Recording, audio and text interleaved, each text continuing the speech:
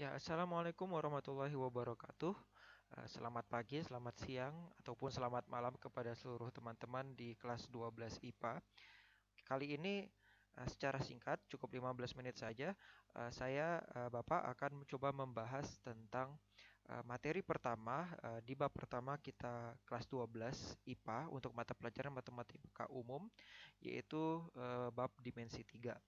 Oke, ini hanya sebagai pengantar. Jadi nanti selanjutnya akan ada video-video pembelajaran lanjutan mengenai bab dimensi 3. Oke. Oke, yang pertama kalau kita membahas yang namanya eh, dimensi 3 ini erat kaitannya dengan geometri. Nah, geometri ini adalah cabang dari matematika, yaitu ada cabang eh, trigonometri, ada kalkulus, ada aritmatik, ada aljabar, dan lain-lain. Dan kali ini kita memasuki cabang geometri. Tapi ingat, cabang-cabang matematika ini bukan merupakan hal-hal yang berbeda, tetapi satu sama lain saling berkaitan. Nah, geometri itu sendiri apa? Kita ketahui geo adalah bumi, seperti geografi itu adalah ilmu yang mempelajari tentang gambaran bumi, graf itu gambar, geologi, logi itu ilmu pengetahuan, jadi ilmu tentang kebumian. Nah, kalau geometri, ya, metri ini erat kaitannya dengan kata meter atau measures dalam bahasa Inggris, ya, artinya mengukur. Jadi geometri ini secara istilah bisa kita artikan sebagai ilmu yang mengukur objek-objek yang ada di bumi. Jadi ada panjang, ada luas, ada volume, dan lain sebagainya. Itu termasuk geometri dan itu termasuk matematika. Kemudian,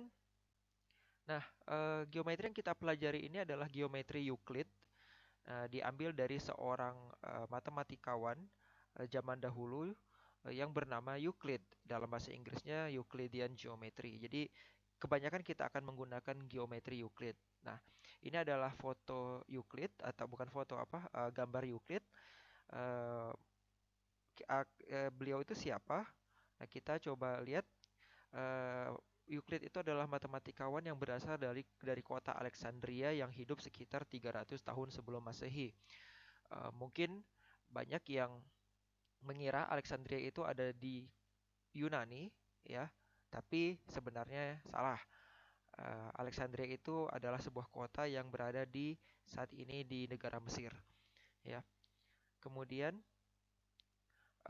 buku yang dikarang oleh Euclid itu adalah buku yang berjudul The Elements, sudah diterjemahkan ke dalam bahasa Inggris tentunya. Pastinya dulu dia menulis dalam bahasa Yunani, dan beberapa hal yang diungkapkan oleh Euclid ini kita akan bahas satu persatu. Yang pertama adalah bahwasanya titik itu adalah nol dimensi. Oke. Nah, yang kedua, garis adalah satu dimensi. Dimensinya apa? Yaitu garis itu sendiri.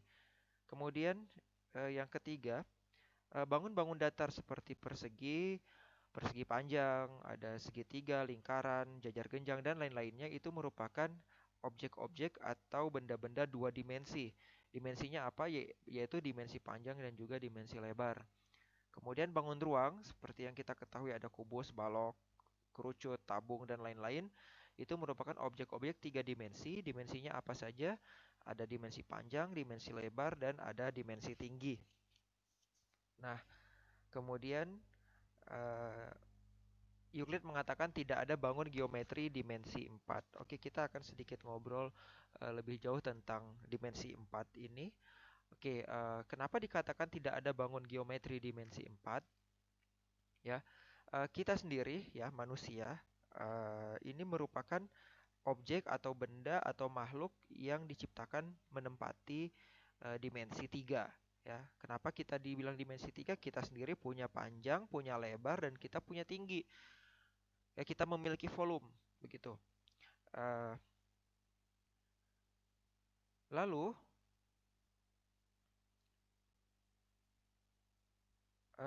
jadi objek dimensi 3, kita sebagai objek yang dimensi 3 tidak akan pernah bisa memahami atau melihat atau mempelajari dimensi 4. Ya, andaikan ada dimensi 4 itu kita tidak akan pernah bisa mempelajarinya atau melihatnya atau memahaminya. begitu. Bapak analogikan begini, andaikan eh, makhluk-makhluk atau objek-objek di dimensi dua itu ada apa aja? Ada segitiga, ada persegi panjang.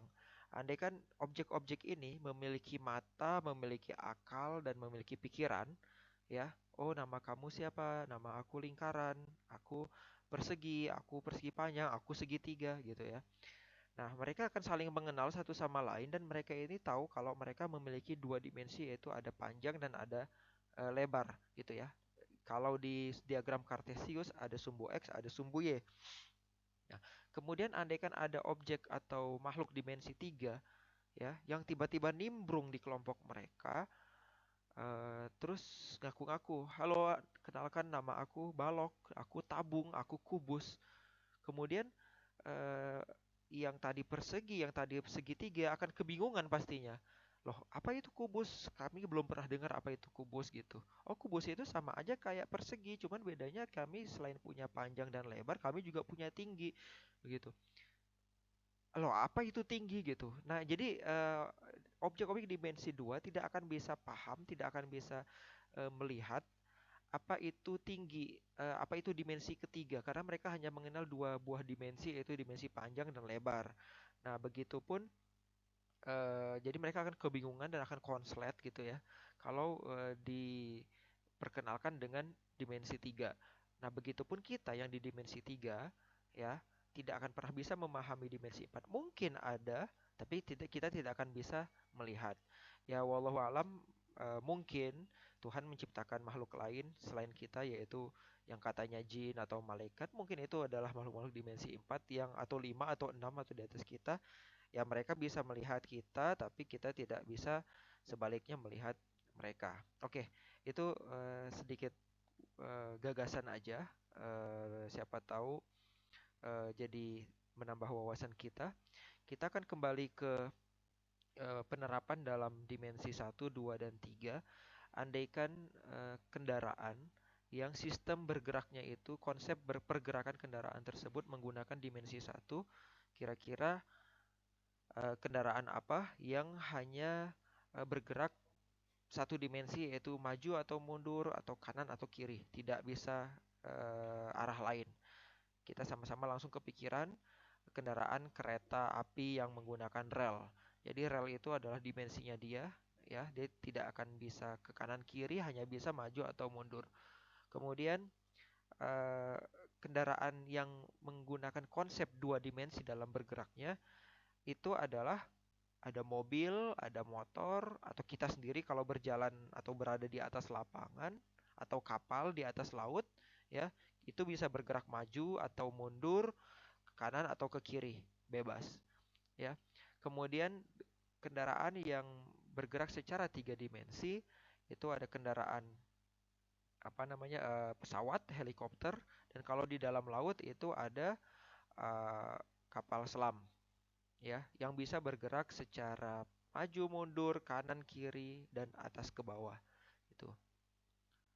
Nah, ini kita kembali ke kota asalnya Euclid, kotanya Alexandria. Ini sengaja ada screenshot dari Google Maps ya.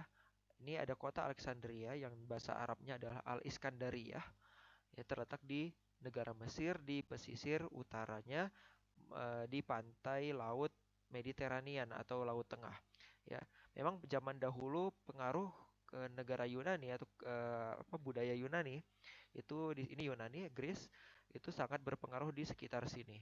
Ya, jadi sekalipun mungkin ada mereka orang Mesir, tapi ilmu pengetahuan, buku-buku itu semuanya menggunakan bahasa Yunani. Kemudian, nah, ini adalah mercusuar yang ada di kota Alexandria pada zaman dahulu yang merupakan satu dari 7 keajaiban dunia versi kuno. Seven Wonders of the World, Ancient Wonders of the World. Ya, ada beberapa keajaiban, ada 7 keajaiban dunia versi kuno, versi zaman Yunani dulu.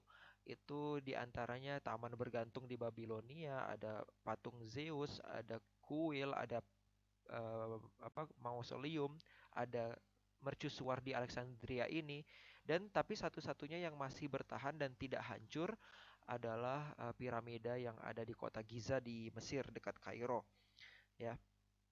Oke, lalu kemudian baru nanti akan ada tujuh keajaiban dunia versi baru, yaitu kayak Taj Mahal atau tembok Cina dan lain-lain, bahkan Borobudur.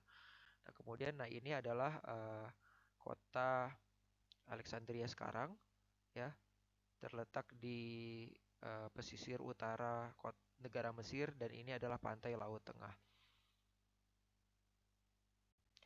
Nah, ini adalah beberapa kata kunci dalam bab ini. Ada titik, ada garis, ada bidang, dan ada ruang. Satu, 2, 3, 4 ini, titik, garis, bidang, dan ruang ini merupakan aksioma atau satu hal yang tidak bisa kita definisikan. Ya, jadi sudah ada dari sananya. Titik itu adalah kedudukan atau posisi, garis itu ya garis tidak berujung, bidang itu ya bidang juga tidak berujung, ada bidang lantai, ada bidang dinding, ada bidang langit-langit gitu ya. Kemudian ada ruang, nah kita sendiri berada di dalam ruang ya. Kalau ruang berarti identik dengan dimensi 3, kalau bidang dimensi 2. Kemudian ada jarak. Nah, jarak yang kita pelajari ini adalah jarak titik ke titik, lalu titik ke garis, lalu nanti ada titik ke bidang. Ada nggak jarak dari titik ke ruang? Ya nggak ada, karena titik pasti berada di dalam ruang gitu. Oke. Kemudian ini adalah diagramnya ya. Jadi kita akan mempelajari jarak titik ke titik itu sebagai syarat untuk kita bisa lanjut ke jarak titik ke garis. Lalu nanti jarak titik ke garis kalau kita sudah paham, kita akan maju ke jarak titik ke bidang. Dan ketiga hal ini kita bisa gunakan nanti ketika ada soal-soal pemecahan masalah yang berkaitan dengan kehidupan sehari-hari. Satu hal yang perlu kalian ingat dan ketahui adalah kita akan selalu menggunakan rumus bantuan yaitu rumus teorema Pitagoras. Oke. Jadi kenapa teorema Pitagoras dipakai? Karena ini akan menentukan jarak terdekat dari satu titik ke titik atau ke objek yang lain. Kita menggunakan teorema Pitagoras yang merupakan teorema yang menyatakan hubungan antara sisi-sisi pada segitiga siku-siku.